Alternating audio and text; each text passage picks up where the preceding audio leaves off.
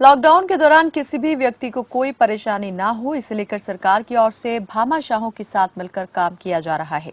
झुंझुनू जिले के सूरजगढ़ उपखंड मुख्यालय पर एसडीएम अभिलाषा सिंह के नेतृत्व में प्रशासन की ओर से निष्ठा और ईमानदारी के साथ काम किया जा रहा है। बता दें कि गुरुवार को सूरजगढ़ प्रशासन की ओर से मानवता की मिसाल पेश की गई।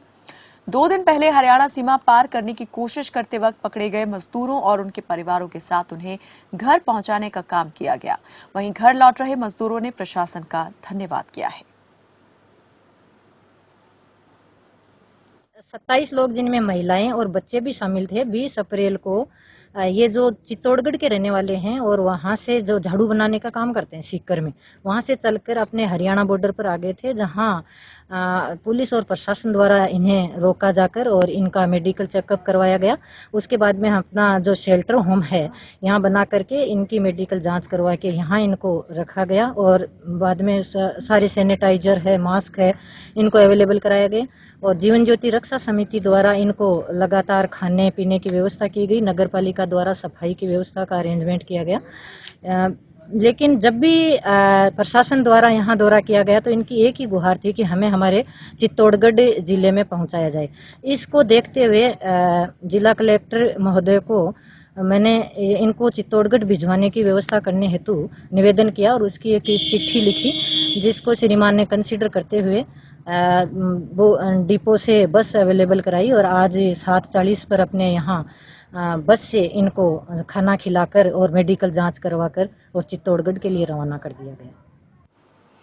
कोरोना महामारी को लेकर मजदूर पलायन करने पर मजबूर हैं, जिसे लेकर हर रोज कहीं न कहीं से इनके पलायन की खबरें आती रहती हैं। मामला राजस्थान के मारवाड़ जंक्शन का है, जहां करीब 80 से ज्यादा की संख्या में मजदूर उज्जैन जाने के लिए पैदल ही सड़क पर निकल पड़े। वहीं जैसलमेर से पैदल चलकर मारवाड़ जंक्शन पहुंचे सभी मजदूरों को सामाजिक संस्था के लोगों की ओर से खाना खिलाया गया और साथ ही उन्हें आपस में सोशल डिस्टेंसिंग बनाए रखने की सलाह भी दी गई।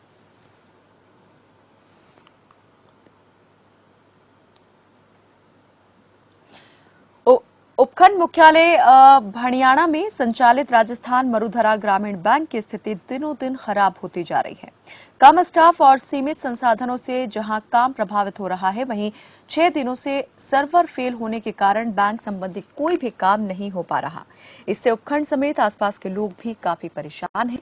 सरकार ने राहत पैकेज के तौर पर महिलाओं के खाते में 500 रुपए प्रति महीना अन्न धन और गैस योजना के तहत डाला, लेकिन बैंक का सर्वर खराब होने की वजह से महिलाएं पैसा नहीं निकाल पा रही हैं।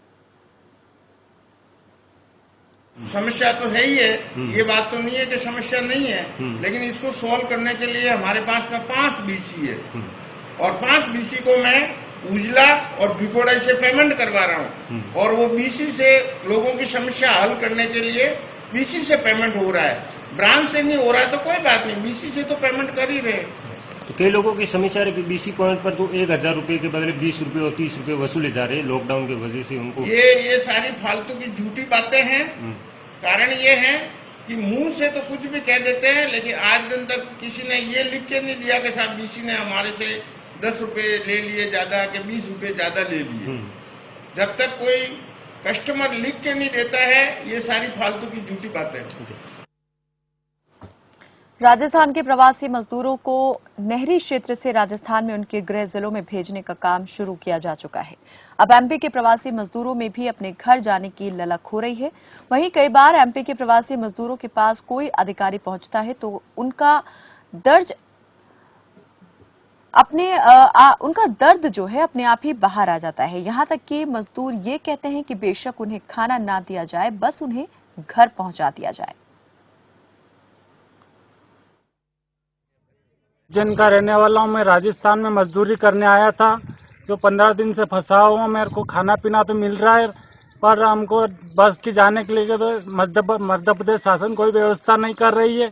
इसलिए मध्य प्रदेश शासन से कहता हूँ कि हम मजदूरों की और भी ध्यान दें और हमको हमारे घर सुरक्षित पहुँचाएं। हमारे घर पे भी माता पिता है, भाई बहन है, सब कुछ है। सब मतलब हम यहाँ 250 आदमी है, सब लोग परेशान हो रहे हैं। हमारी सरकार हमारे लिए कुछ व्यवस्था नहीं कर रही है और हम ये कहना चाहते हैं कि कैसे भी करके हमको गांव पहुंचाया जाए। इधर की सरकार ने हमको खाने पीने को दिया है, सब कुछ दिया है, राशन पानी नहाने धोने को सब कुछ दिया है हमको, लेकिन हम ये चाहते हैं हमें किसी भी हाल में घरे छोड़े। हम 3 तारीख तक इंतजार करेंगे। 3 तारीख के बाद में कैसे न कैसे कुछ न करके, चाहे कैसे भी कुछ होगा, हम जाने की तैयारी करेंगे यहाँ से।